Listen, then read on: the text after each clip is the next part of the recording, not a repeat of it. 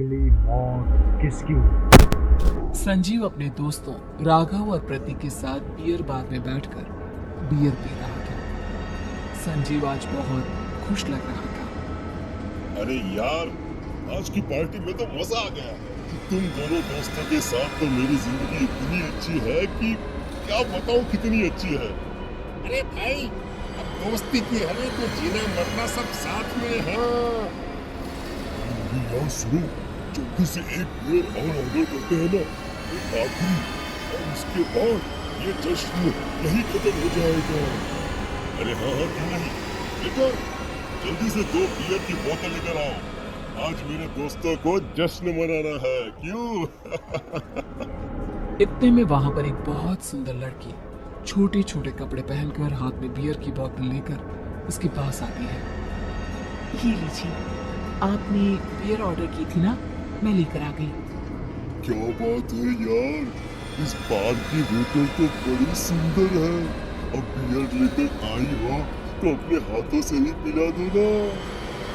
हाँ हाँ, क्यों नहीं, जैसा आप बोलोगे मैं वैसा ही करूंगी। क्या बात है यार, अब तो लगता है रोज यही आना पड़ेगा। उसके बाद वो लड़की उन तीनों को बियर सर्व कर देती है। पार्टी करने के बाद वो तीनों अपने अपने घर जाते हैं।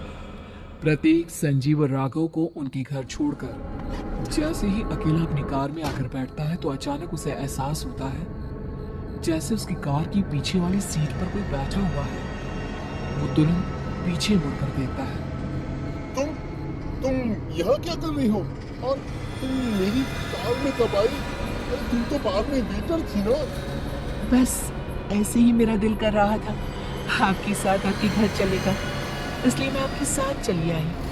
अरे लेकिन तुम मेरी कार में आई कब? अभी कुछ देर पहले तो यहाँ पर मेरे दोस्त बैठे हुए थे। प्रतीक के इतना बोलते ही उस लड़की का चेहरा खतरनाक तरीके से बदल जाता है। उसकी आंखें पत्थर की तरह सफेद और पूरे शरीर पर नीली नीली नसें उभर आती है। गाड़ी चलाओ, पूरी स्पीड में चलाओ, और अगर तुमने गाड़ी रोकने की कोशिश भी की तो मुझसे बुरा कोई नहीं होगा। डर की वजह से प्रतीक के पसीने छूटने लगते हैं। उसका शरीर बुरी तरह से कांप रहा था। प्रतीक बिना कुछ सोचे समझे कार को फुल स्पीड से चलाना शुरू करता है। चलते चलते वो शहर से दूर एक पहाड़ी पर पहुंच जाता है। सामने अब सिर्फ पहाड़ी का किनारा दिख रहा है, जिसे देख प्रतीक घबरा कर अचानक से कार को ब्रेक लगाता है। देखो देखो देखो देखो, मुझे छोड़ दो मुझे। अगर मैंने गाड़ी जरा सी भी आगे बढ़ाई तो हम दोनों नीचे गिर कर मर जाएंगे। ये तो तुम्हें पहले सोचना चाहिए था ना। अब कुछ नहीं हो सकता।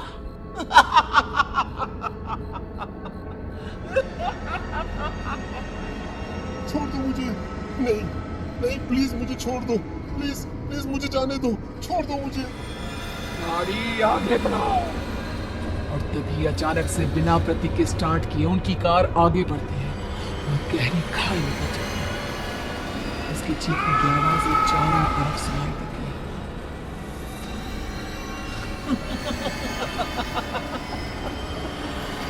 मुझे मार कर मेरे कलेजे में जल रही आग थोड़ी शांति तो लग गई, लेकिन अभी ये कहानी खत्म नहीं हुई। और फिर अगले दिन राघव और संजीव को पता चलता है कि प्रतीक की पहाड़ी से नीचे गिरकर मौत हो गई। अरे कल रात की तो बात है यार, हम सब बैठकर पार्टी कर रहे थे, लेकिन मुझे एक बात समझ में नहीं आ रही। लाखों शहर से इतना बाहर इस पहाड़ी पर इतनी रात को क्या करने गया था? यही सोच कर तो मैं भी परेशान हूँ। हम दोनों को छोड़ने के बाद तो वो सीधा अपने घर जाने वाला था। और वो आदमी क्या करेगा भाई? कल रात तक वो कितना खुश था, हमारे साथ सेलिब्रेट कर रहा था। हाँ, लेकिन पुलिस ने तो यही कहा है कि प्रतीक ने अपनी कार को जानबूझकर पहाड़ी से नीचे गिरा दिया और आत्महत्या कर ली। अरे यार संजय, मेरी तो कुछ भी समझ में नहीं आ रहा है। चल ठीक है, अब मैं अपने घर जाता हूँ। Okay bye. राघव अपने घर में अकेला था। दोपहर का वक्त था। तभी दरवाजे की घंटी बजी। कौन है? एक मिनट रुको, मैं आता हूँ। राघव ने जैसे ही दरवाजा खोला उसने देखा कि सामने एक बहुत खूबसूरत लड़की खड़ी हुई है।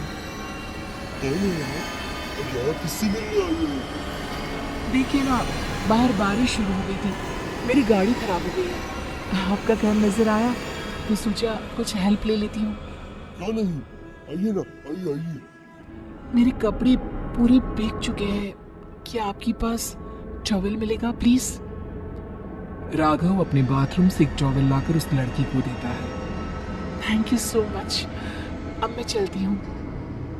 अरे इतनी क्या जल्दी है? आप चाहे तो बारिश रुकने तक यहाँ पर रुक सकती है। हाँ। लड़की ने पलटकर राघव की तरफ देखा। नहीं, मुझे जाना होगा, मेरा काम बाकी है। और वो वहां से चली गई। उस लड़की के जाने के बाद राघव अपने बाथरूम में नहाने के लिए गया और जैसे ही उसने बाथरूम में देखा तो उसका टॉवल वहीं पर लटका हुआ था। उसने टॉवल हाथ में लिया तो देखा कि उसका पूरा टॉवल खून के धब्बों से सना हुआ है। अरे अरे ये क्या? ये टॉवल तो मैंने उस लड़की को दे दिया था। ये वापस मेरे बाथरूम में कैसे आ गया? और इसके खून के धब्बे कहाँ से आ गए?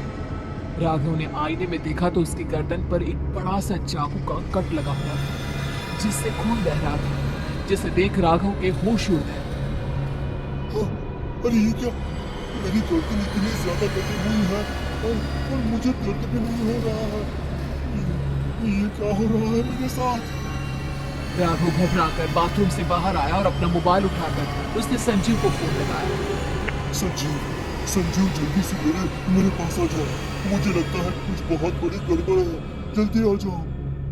उधर से आवाज आई लेकिन वो आवाज संजीव की नहीं बल्कि एक लड़की की थी। कुछ अजीब नहीं हुआ है, बस तुम्हारी मौत तुमसे मिलने आई थी और तुम्हें मार कर चली गई। अब तुम इस दुनिया का हिस्सा नहीं हो राघव, इसलिए तुम्हें अपनी गर्दन के कटने का दर्द भी महसूस नहीं हो रहा। नहीं, ऐसा नहीं हो सकता, ऐसा नहीं हो सकता। कौन हो तुम? तुम्हारी मौत। अब संजीव के पास खबर पहुंचती है कि राघव ने अपने ही घर में चाकू से गर्दन काटकर आत्महत्या कर ली। ये सुनने के बाद संजीव के होश उड़ गए। वो पसीने से तरपतर हो गया और एक अनजाना डर अब उसके दिल को सताने लगा। संजीव के साथ ही उसका एक छोटा भाई राजीव भी रहा करता था। अपने भाई को इस तरह परेशान देखकर राजीव उसके पास आया। अरे भैया, क्या हुआ भैया? आप इतने घबराए हुए क्यों लग रहे हैं? राघव की मौत, मेरा मतलब मेरे कुछ समझ में नहीं आ रहा भाई। अचानक से मेरे दोनों दोस्तों ने आत्महत्या कर ली। अरे वो तो मेरी भी समझ में नहीं आ रहा है भैया। हो सकता है कि कोई परेशानी होगी और इसीलिए उन्होंने ऐसा किया होगा। लेकिन दोनों की जिंदगी में एक साथ परेशानी और दोनों का इतनी खतरनाक तरीके से आत्महत्या करना, कहीं ऐसा तो नहीं मैं भी मर जाऊंगा? अरे आप ऐसी बातें क्यों कर रहे हैं भैया? वैसे ही मैं इतना परेशान हूँ। जब से अंजलि ने मेरा साथ छोड़ा है तब से सब कुछ बहुत अजीब सा हो गया है। रोज रात को डरावने सपने आते हैं। ऐसा लगता है जैसे अंजलि बार बार मेरे सपनों में आकर मुझे डराने की कोशिश करती है। अंजलि का नाम सुनते ही संजीव की आंखें फट गई और उसके गले में आवाज अटक गई। उसके चेहरे पर घबराहट साफ नजर आ रही थी। कौन थी वो लड़की जिसने प्रतीक और राघव को आत्महत्या की आड़ में मौत की घाट उतार दी? और कौन थी अंजलि जो बार बार राजीव के सपनों में आकर उसे डरा रही थी? अंजलि का नाम सुनकर संजीव इतना घबरा क्यों गया? इन सवालों की जवाब जानने के लिए देखिए इस खतरनाक कहानी का अगला भाग।